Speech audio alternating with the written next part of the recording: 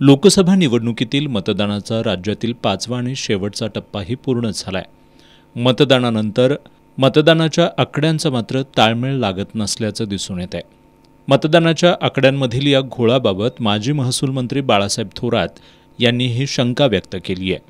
पिण्याच्या पाण्याचा प्रश्न आहे. एक दिवस टँकर गेला नाही तर तिथे त्या वाडीची काय अवस्था असेल, त्या काय गावाची अवस्था असेल याचा विचार तरी मनात केला पाहिजे. दुर्दैवानं सरकार म्हणून गांभीर्यानं जो विचार व्हायला पाहिजे. निवडणूक संपली म्हणून बैठक घेतली ही औपचारिकता झाली.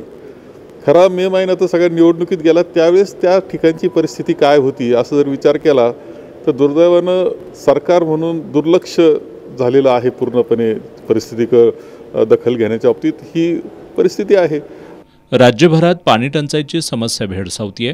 मुख्यमंत्र्यांनी बोलवलेल्या पाणी टंचाईच्या बैठकीला सुद्धा पालकमंत्र्यांनी दांडी मारली असं सांगून पाणी टंचाईचा प्रश्न सरकार फारसा गांभीर्यानं घेत नसल्याचा आरोप आमदार थोरात यांनी केलाय.